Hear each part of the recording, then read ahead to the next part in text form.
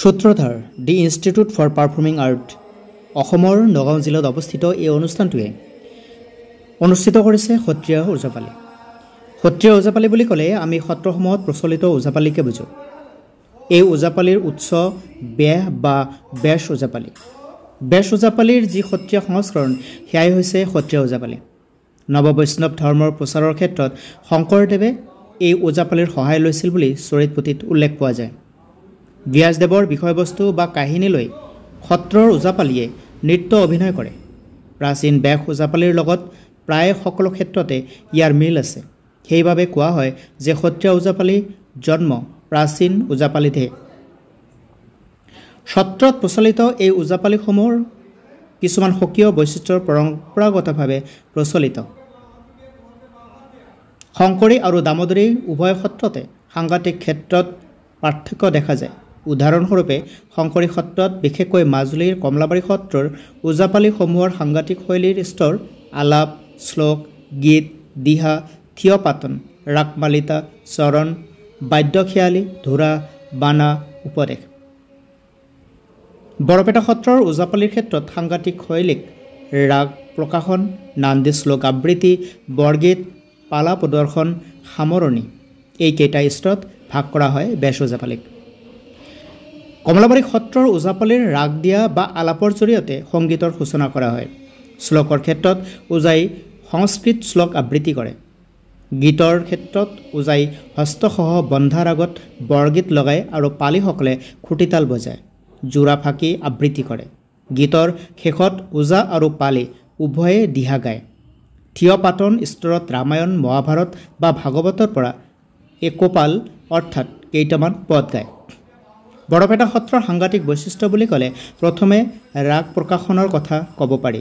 ৰাগ প্ৰকাশনত স্বৰ সাধনা বা সুৰ সাধনা বা আলাপৰ সমগোত্ৰীয় ওজাই ৰাগ উপস্থাপন কৰে আৰু পালীয়ে ৰাগটো দোহাৰে। এই স্তৰটিক পাতনি গীত বোলা হয়। উল্লেখযোগ্য বৈশিষ্ট্য হ'ল বৰপেটাৰ সত্ৰীয়া ওজাপালিয়ে কেদাৰ, কমত, সোহাই, সিন্ধুৰা আদি ৰাগত গীত গায়।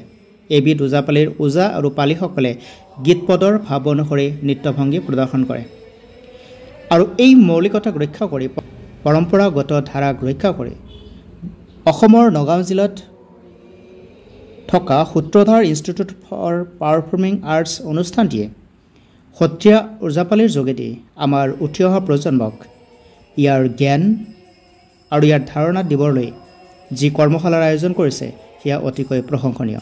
এই ক্ষেত্ৰত অসম সত্ৰ মহাসভা, সত্ৰীয়া সংস্কৃতি চৰ্চা কেন্দ্ৰ পৰীক্ষা পৰিষদে আগভাগ লৈছে আৰু উৎসাহিত কৰিছে। এই কৰ্মশালাটিৰ যোগেদি আমাৰ উত্তৰ প্ৰজন্মই সত্ৰীয়া ওজাপালি বা বেশ ওজাপালিৰ এই কৰ্মশালাত যিখিনি কলা কুশলীতা শিকিলে সেয়া অনাগত দিনত নিশ্চয়কৈ আমাৰ সমাজখনলৈ এটি ইতিবাচক বাৰ্তা প্ৰেৰণ কৰিব। News desk report JNKD news. নমস্কাৰ।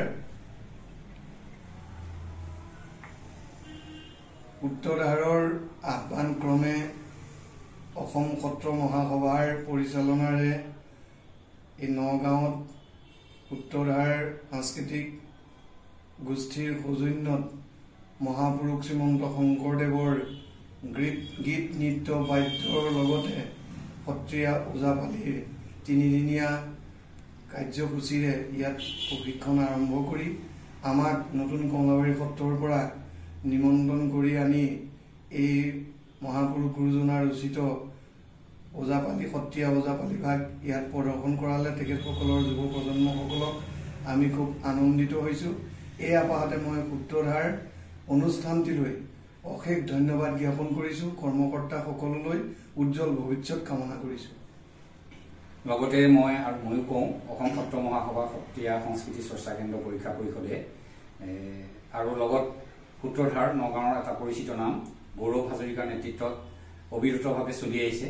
সত্ৰীয়া সংস্কৃতিৰ ক্ষেত্ৰখনৰ লগতে বিশেষকৈ আমাৰ এই ওজাপালি ভাগক এটা নতুন মাত্ৰা দিবৰ কাৰণে নতুন কমলাবাৰী সত্ৰৰ পৰা সংগীত নাটক একাডেমী বঁটাপ্ৰাপক আমাৰ হৰিচৰণ ভূঞা বৰবায়নদেৱ আৰু তেখেতৰ সহযোগী পাপুল শইকীয়া আৰু উপেন ভৰালী দুইজনে আহি আমাক যেনেদৰে সহায় কৰিলে আৰু বিশেষকৈ নতুন প্ৰজন্মক উৎসাহিত কৰিলে আমি নথৈ আনন্দিত।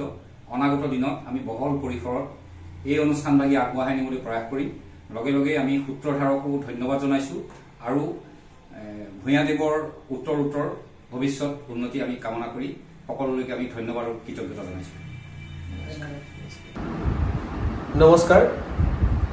অসম সত্ৰ মহাসভা পৰীক্ষা পৰিষদৰ উদ্যোগত আৰু সূত্ৰধাৰ নগাঁৱৰ সহযোগত আজিৰ পৰা অৰ্থাৎ 7 তাৰিখৰ পৰা তিনিদিনীয়া কাৰ্যসূচীৰে আৰম্ভ হৈছে ওজাপালিৰ কৰ্মশালা, সত্ৰীয়া ওজাপালিৰ কৰ্মশালা, য'ত সমল ব্যক্তিৰূপে উপস্থিত আছে সকলোৰে পৰিচিত গুৰু হৰিচৰণ ভূঞা বৰগায়ন ডাঙৰীয়া। তেখেতৰ তত্বাৱধানত, তেখেতৰ ছত্ৰছায়াত আমি সূত্ৰধাৰে এই তিনিদিনীয়া কৰ্মশালাটি কৰিবৰ কাৰণে আয়োজন কৰিছোঁ।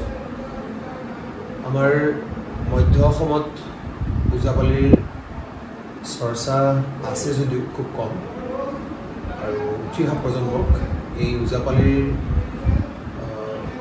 সম্যক জ্ঞান দিবৰ কাৰণে আমি এই তিনিদিনীয়া কৰ্মশালাটিৰ আয়োজন কৰিছোঁ। আচলতে 3টা দিন খুব কম সময়, তথাপিতো এটা সম্যক ধাৰণা হ'লে তাতে আমাৰ কৰ্মশালাটো উদযাপন বা আয়োজন কৰাৰ সফল হ'ব বুলি আশা কৰিছোঁ। অসম সত্ৰ মহাসভা পৰীক্ষা পৰিষদে আমাক সূত্ৰধাৰক যি সুবিধা দিলে, আমাৰ ওপৰত বিশ্বাস কৰিলে, আমাক সাহস দিলে, তাৰ কাৰণে আমি সূত্ৰধাৰ পৰিয়ালক সঁচাই তেখেতসকলৰ ওচৰত চিৰকৃতজ্ঞ। বৰ্তমানে আমাৰ এই কৰ্মশালাটোত প্ৰায় 45গৰাকী পৰীক্ষাৰ্থী আজি অংশগ্ৰহণ কৰিছে। অসমৰ বিভিন্ন প্ৰান্তৰ পৰা পৰীক্ষাৰ্থীসকল আহিছে। আমি আচলতে এটা বয়সৰ সীমা বান্ধিছোঁ। একেবাৰে সৰু বয়সৰ, কম বয়সৰ ছাত্ৰ ছাত্ৰী আমি এই কৰ্মশালাটোত আচলতে অংশগ্ৰহণ কৰিবলৈ দিয়া নাই। আমাৰ পৰীক্ষা পৰিষদৰ যি চিলেবাছ, সেইমৰ্মে আমি 5th year পৰা বা তাৰ ওপৰত বিষয়ত এনেকুৱাও আছে যিসকলে ৰিচাৰ্জ কৰি আছে, তেওঁলোকো আমাৰ এই কৰ্মশালাটোৰ অংশগ্ৰহণকাৰী হিচাপে আহিছে।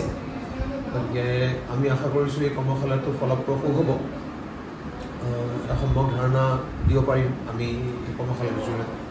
গতিকে আমি আশা কৰিম যে এনেকৈ আমি ভৱিষ্যতে এনে কৰ্মশালাৰ আয়োজন কৰিব পাৰোঁ। আৰু পুনৰবাৰ অসম সত্ৰ মহাসভা পৰীক্ষা পৰিষদৰ সচিব, সম্পাদক, প্ৰমুখ বিষয়ববীয়া সকলোকে আমাৰ তৰফৰ পৰা ধন্যবাদ জ্ঞাপন কৰিছোঁ। আমি যাওঁ আগুৱাই।